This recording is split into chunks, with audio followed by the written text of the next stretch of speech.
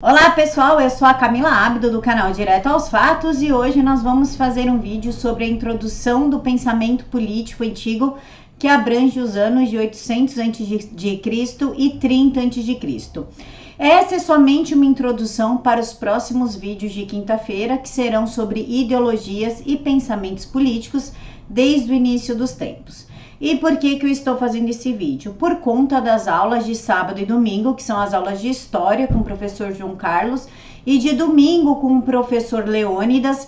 Então, como as pessoas ainda têm algumas dúvidas sobre alguns tipos de pensamento, alguns tipos de ideologia, eu resolvi usar esse livro aqui, tá? Ele é um livro bem básico, ele é bem basiquinho mesmo, tá? Então, ele servirá somente assim, para a gente ter uma noção, ele serve bem para a gente ter uma noção dos pensamentos vigentes, né, desde lá de antes de Cristo, para complementar essas aulas que eu falei. Antes de começar, eu quero indicar aqui para os papais e para as mamães o livro Pequeno Teatro da Civilização Ocidental. Por que eu estou indicando? Porque, primeiro, que é um livro gostoso, tá? Ele é um livro que propõe teatro, tá vendo? Ele é feito em forma de diálogos, fica bom para as crianças e para os adolescentes entenderem a história da civilização ocidental sem viés esquerdista. Porque a BKCC, que é a editora, eu conheço o dono e o cara é super direitista, então não tem viés, é a história pela história. Então vai ficar aqui a indicação, tá aqui na caixa de informações para quem quiser conhecer a editora, tá? Então, novamente, nós vamos usar esse livro, ele é bem básico, ele é da editora Globo. Eu fiz o texto tirando todos os viés que tem aqui, né, dona Rede Globo? Então, eu tirei todo o viés que tem dentro do livro para a gente poder estar conversando sobre os pensamentos e a linha histórica da política. Então, vamos lá. Nós podemos dizer que a teoria política se iniciou nas civilizações da China e da Grécia antigas. Em ambos os lugares surgiram pensadores que questionaram e analisaram o mundo ao seu redor de uma forma que hoje chamamos de filosofia. Desde cerca de 600 a.C., alguns deles atentaram para o mundo como organizamos as sociedades. No começo, tanto na China como na Grécia, essas questões eram consideradas parte da filosofia moral ou ética. Os filósofos examinaram como a sociedade deveria ser estruturada para garantir não apenas a felicidade e a segurança das pessoas, e sim para capacitá-las para uma vida digna. O moralismo político é uma vertente que nasceu com Aristóteles, onde mulheres, escravos e estrangeiros não deveriam participar da vida política. Por quê? Para os moralistas, a vida política era um ramo da ética ou da filosofia moral. Então, eles argumentam que a política deveria ser direcionada à conquista de objetivos relevantes ou que os arranjos políticos deveriam ser organizados para proteger certas questões. Dentre elas estão valores políticos tais como justiça, igualdade, liberdade, felicidade, fraternidade ou autodeterminação nacional. O problema da linha do moralismo político é criar uma utopia, tal como aquele negócio de sociedade ideal. Vocês lembram? Sociedade ideal comunismo, sociedade ideal fascismo, sociedade ideal nazismo? Pois é dessa utopia que nascem os regimes totalitários como nazismo, comunismo e fascismo, e isso nós queremos e devemos evitar assim com tudo que a gente pode. Vamos começar pelo pensamento político da China. A China não nasceu com esse pensamento ditador aí, a gente vai chegar, não hoje, mas no decorrer aí da semana, por que a China virou uma ditadura. Inclusive o professor João Carlos, vou deixar aqui para vocês na caixa de informações, ele fez um vídeo sobre a Revolução Chinesa e assim tornando-a uma ditadura ferrenha, né? Mas não começou assim, aí, tá bom? Então, a partir do ano de 770 a.C., aproximadamente, a China atravessou um período ali, um tempo de muita prosperidade, conhecido como o período da primavera e outono, na qual várias dinastias governaram diversos reinos e de maneira relativamente pacífica. A erudição era muito apreciada nesse período, resultando nas 100 escolas de pensamento. De longe, o filósofo mais influente dessa época foi o Confúcio, que combinou moral e filosofia política em suas propostas para a manutenção dos valores morais chineses num estado liderado por um governante virtuoso, aconselhado por uma classe de administradores. Aí, mais tarde, vieram Mozi e Mêncio, que refinaram a ideia para evitar um governo corrupto e despótico. Mas com o aumento do conflito entre os reinos do século III a.C., o período da primavera e outono chegou ao fim, sendo substituído pelo período dos reinos combatentes e por uma luta pelo controle do Império Chinês unificado. Com isso, pensadores como Ren Feng-tzu e a escola legalista defenderam a disciplina como princípio diretivo do Estado, e o líder militar Sun Tzu, que aplicou as táticas da guerra para as ideias políticas externas do governo local. Inclusive, ele tem aquele livro, né, A Arte da Guerra, que é um livro sensacional, né? Aí, então vamos passar para a democracia grega. Novamente, pessoal, isso é só uma pincelada para a gente entender os tipos de pensamento que estão sendo tratados aí nas aulas de história e de literatura. Então, na democracia grega, a civilização crescia e florescia como na China.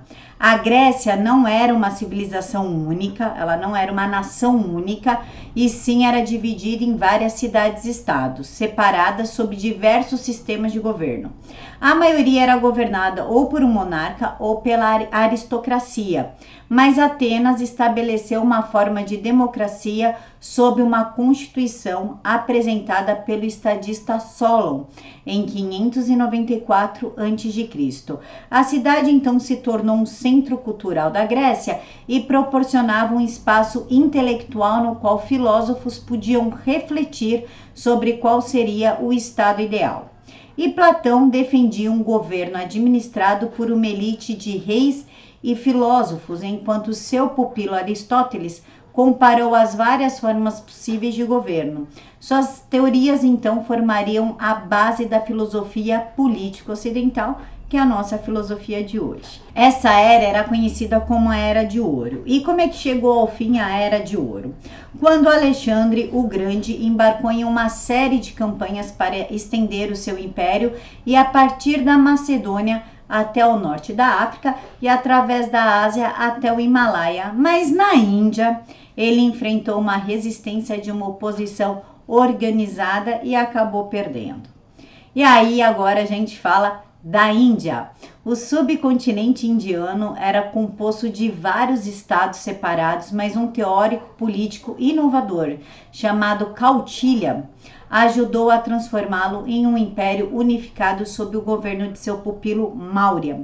Kautilya, então, defendia uma disciplina estrita, cujo objetivo era garantir a segurança econômica e material para o Estado, em vez de um bem-estar moral para o povo. O seu realismo ajudou a proteger o Império de Maurya de ataques e reuniu maior parte da Índia num Estado unificado que durou nada mais, nada menos do que mais de 100 anos. O realismo político é uma outra tradição relevante de pensadores que rejeita a ideia de que a política existe para se oferecer valores éticos ou morais, tais como felicidade ou liberdade. Não tem foco na moralidade, e sim no poder. Lembra alguma ideologia que surgiu por aí, né? Em vez disso, eles argumentam que a política tem a ver com o poder, que é o meio pelo qual os fins são alcançados, os inimigos são derrotados e as concessões mantidas. Sem a habilidade de alcançar e exercer o poder, os valores, a despeito de quão nobres possam ser, eles são inúteis. Ou seja, não adianta se você ter valor se você não tem poder. Quem que abre mão da moralidade e dos valores em troca de poder? Pois é. Os realistas concentraram sua atenção no poder, no conflito, na guerra e são em geral cínicos a respeito das motivações humanas. Os maiores pensadores nesse grupo foi o italiano Nicolau Maquiavel e o inglês Thomas Hobbes, contemporâneos de períodos de guerra civil e desordem no século XVI e XVII, respectivamente.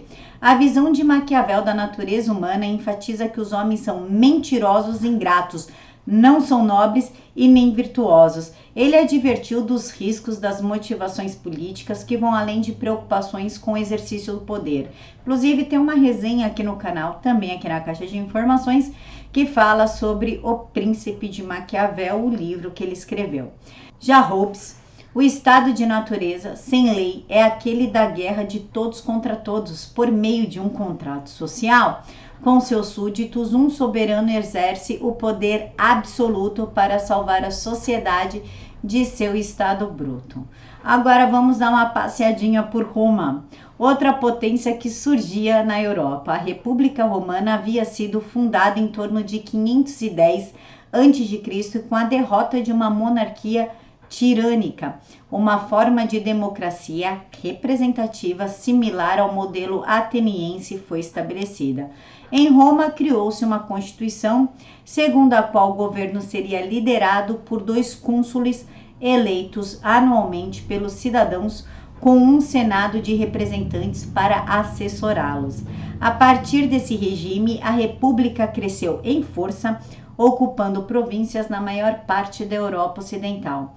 No entanto, no século I a.C., conflitos civis se espalharam pela República por causa das diversas facções que lutavam pelo poder. Nossa, parece até hoje, né? Dá um remember, né?